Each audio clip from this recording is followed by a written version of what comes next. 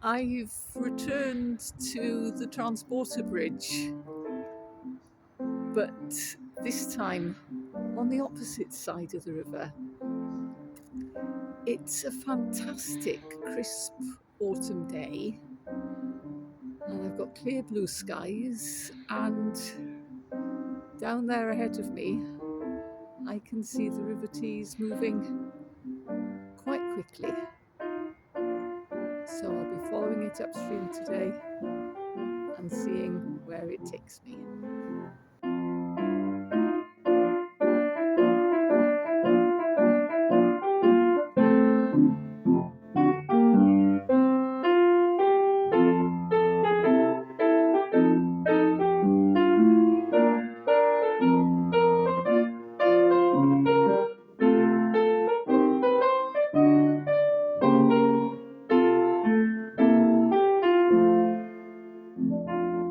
I've walked a mile now from the transporter bridge, and I've finally got out to the riverbank itself.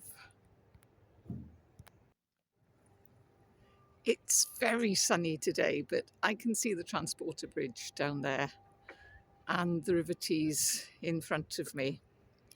It's obviously tidal, and it's obviously still very, very industrial. But it's still a lovely walk along the riverside, especially on a day like today.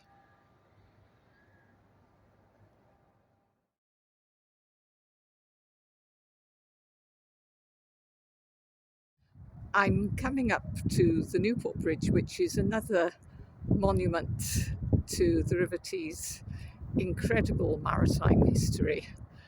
The bridge used to rise up so that ships could pass underneath, and that doesn't happen anymore, but it's still a magnificent structure.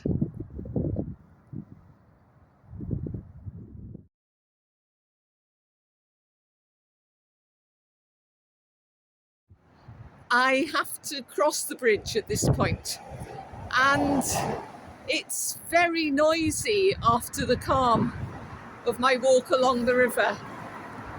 And it's a reminder that although the walk is very peaceful, it's actually meandering alongside and underneath some really busy roads today.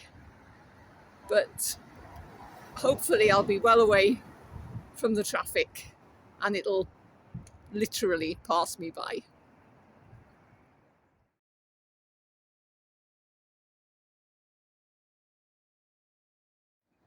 You can probably hear the traffic in the background as the cars go over that enormous viaduct. But down here, I've been walking alongside nature reserves and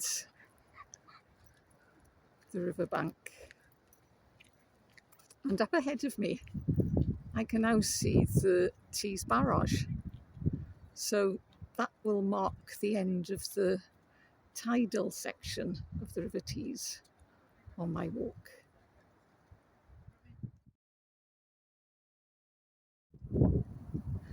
The path runs between the river and a large nature reserve, which you can see has lots of standing water on it. And that's because the area is where the River Tees used to run.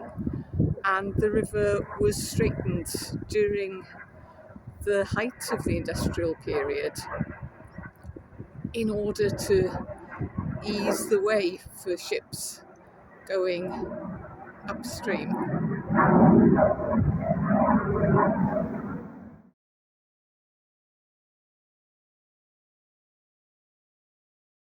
The barrage is a very impressive piece of modern engineering.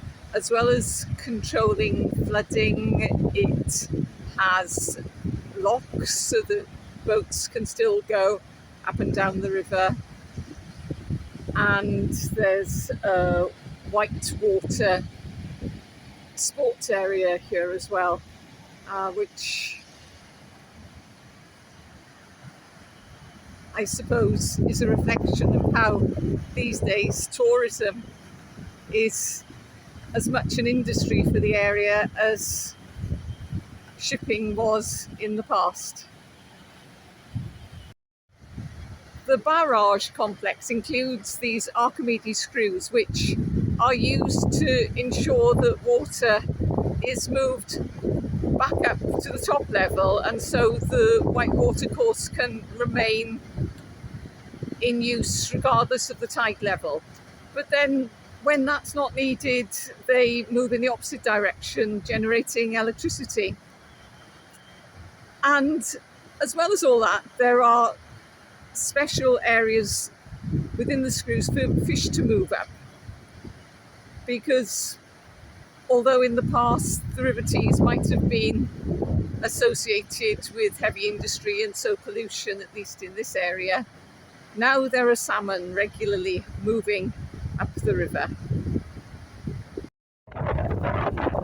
As well as fish, you'll also see seals at the Barrage, depending on when you come here, because in the same way as the fish move up the river, the seals follow them, and the Barrage can be a sort of dinner time for them. And so the Barrage now does have various things in place to deter them, rather than just coming and sitting around and munching on every salmon that happens to float on by.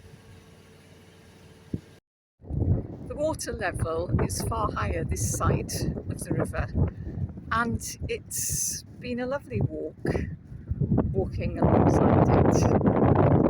Down in front of me I can see the Infinity Bridge, and when I first came to the area I had no idea why it was called that.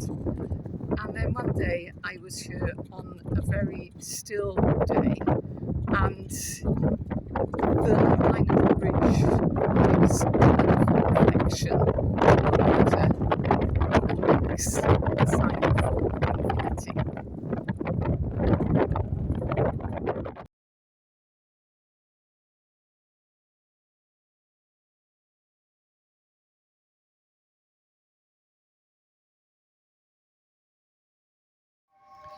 Well, that was a very nice lunch, especially for someone who's halfway through a walk and where the second half is going to be as flat as the first half, really, I think. The sun is continuing to shine, and I'm counting up the bridges. The sign said there were 8 bridges, and I think there are going to be 8. I'll see when I get to the end and see whether I've missed something out.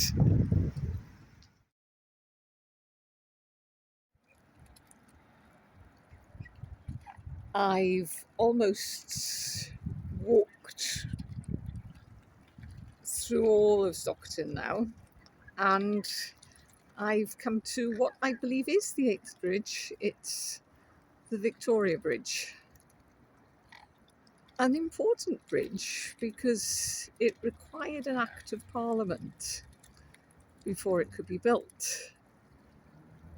The Act of Parliament was needed because building the bridge effectively prevented any shipping from going further up the river and towards Yarm, which at that point during Victorian times was still an important port area.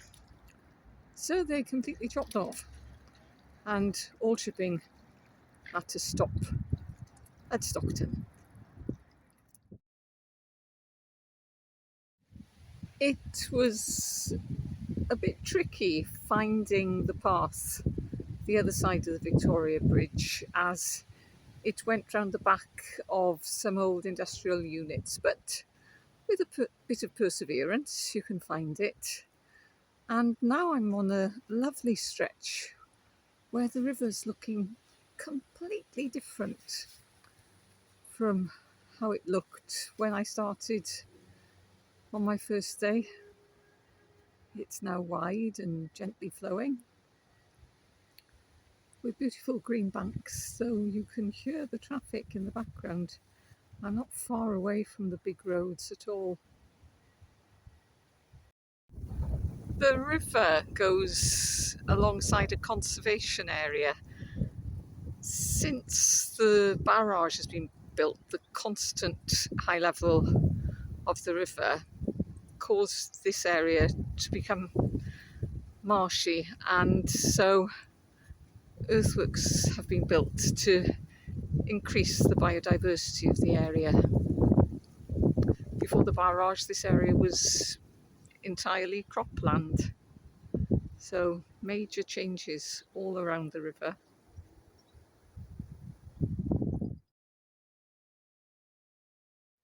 I've reached Preston Park, where the Teesdale Way moves away from the river and goes up into Eaglescliffe for about a mile before coming back down once it's past all the housing.